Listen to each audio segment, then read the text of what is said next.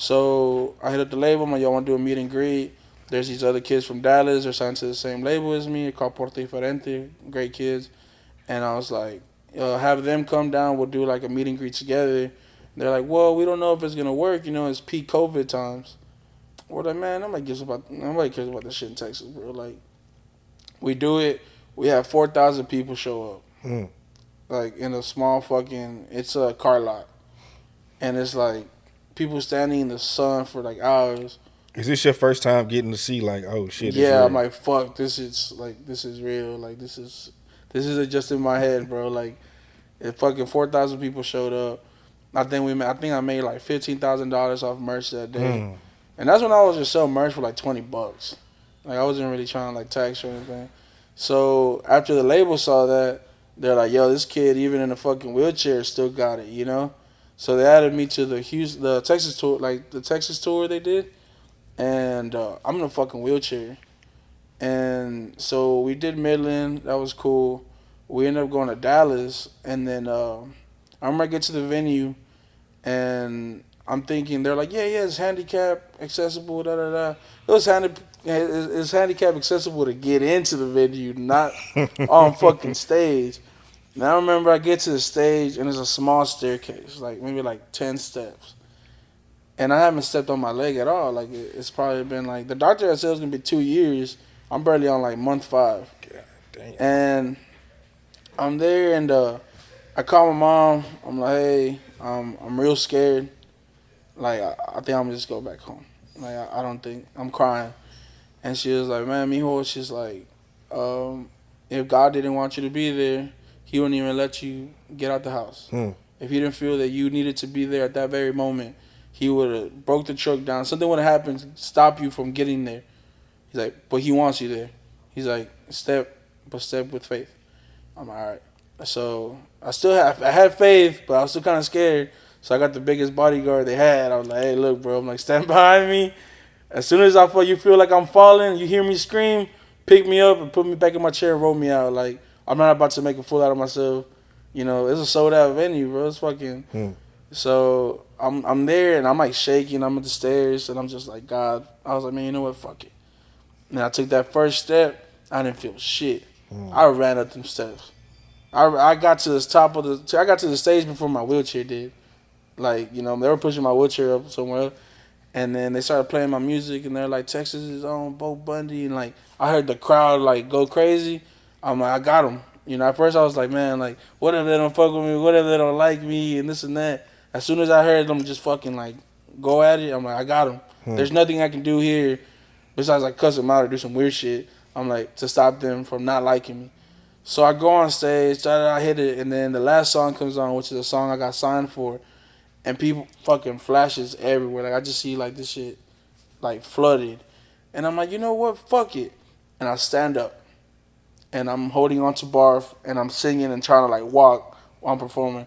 And I did that in Houston, I did that in Austin, but as soon as Austin show was done, I came home. Dude, my leg looked like a fucking tree trunk. It was Mm. swollen like never before. I went to the doctor. I'm like, hey, my shit's swollen. It's not going down. He's like, you been walking on it? I'm like, nah, dude, fuck no. I would never do that. And yeah, that was the time I fucking performed with a broken leg. Damn, bro. So talk about, man, because we were talking off air too. I was telling you, well, you were telling me about, doing the steel tipping thing. That was the first time how you did the English Spanish thing, and just me listening, like being into music. I thought that shit was cool. You know what I'm saying? That you do that, but talk about, you grew up in a house that you weren't allowed to speak English for so long. Yeah, so basically, like I said, my mom doesn't know English. I was in ESL, so we couldn't really like actually like I said, my dad found it rude to like speak another language in front of somebody who doesn't speak that language. So it was always like habla español, habla español. And in school, I was in ESL my whole life, so it's like it was really like it wasn't like it was hard. I was just being hard headed. I didn't really care to learn the language, and it wasn't until I got to middle school that it was just like they put me in with like kids that spoke Spanish, like they were from the motherland, like they were out there, and their Spanish is different than my Spanish. Like that's why everybody talks about like, oh, I'm a no sabo kid. That's an insult to people who speak choppy Spanish. but it's just because there's people out there who speak it well. Hmm. Like that's like the actual way to speak it. And I got to middle school, and I remember I used to get bullied for it for not knowing Spanish, and so I kind of just made it like my fucking like yo, I gotta learn this shit. I gotta pick it up. And at the time, I would listen to a lot of SPM. I would listen to a lot of Lil Wayne, and I would watch wrestling. So I would just I would know that kind of fucking like I know the moves in English. I'll say like John Cena, with my little accent and shit. But yeah, so I got really into it in about seventh grade. I made it to the normal classes. Well, not normal classes; they're both normal. But like the Not the ESL. yeah, not the ESL. So I made it there, and then I kept going at it. And in eighth grade, I was already in like pre AP. Hmm. Then ninth grade, I was already AP. Like I learned it. Like I made it my mission to like speak it well, speak it fluently, and yeah, I mean, so but I felt like at one point I was just like, I feel like this is an advantage I have over a lot of Houston rappers, the fact that I can speak a whole nother language. So I That's started, that's also damn near as dominant as English here. yeah, which is like Texas is very diverse, but Hispanics are like the major population here. So I'm like, if I can find a way to like to make it sound good to where it's not corny or anything, because I did grow up a lot on Mexican rap music, and you have like Chona Raza, Hijos de Barrio. You have like, well, I got really into like Cartel de Santa when I was like maybe like seventh grade. See, I never heard of these artists. I just know about like SPM and you know what I'm Yeah, saying, that whole type of that's shit. been like goat. But That's the go to you. that's a go Yeah, to me, bro. yeah. Like, and I've talked to him. He's I talked to him too. a Yeah. great person, dude. Like, but like these other rappers, they're like from the motherland. Like they're from over there, and it's just like straight up like So it's straight Spanish. straight Spanish, yeah. But it was just like all this music still has that little bit of corniness to me, which is a production.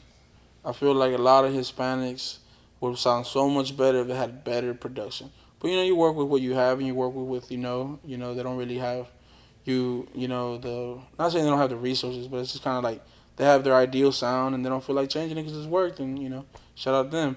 But I'm like, maybe if I can get this style and put like some Houston in it and this and that. So I started taking like things from here and things from there, and basically to make my sound, which is like you can't pinpoint who I sound like because it's a little bit over here, a little bit of that, a little bit over here, and it's like I feel like everything else like was just stepping stones for me to get to like the sound that I have. And then we started sampling cumbias, so now that I know Spanish, I have a whole genre of music to like sample, because everybody here, they have their music, but you can only sample what you know. Mm-hmm. So Mm-hmm. me kind of like just knowing and understanding different cultures, I can sample from over here, I can sample from over there. So it was like to me it was an advantage that I had. A lot of people saw like it's a disadvantage a lot because I feel like we do have doors closed in our face because being a Hispanic rapper, it's not like the image a lot of people have when you think of rap music. So to me it was like that was my disadvantage, but creativity wise, like I have so much to like that I can sample from over here and like over there, like you can sample the Temptations or los Terricolas, like you can just have all kinds of shit. You have Etta James and you have like fucking Alejandra Guzman, and you have so much to pick from. Hmm. And I feel like creatively, like to me, that's the best part of like doing this shit, like as a Hispanic. Donnie Houston.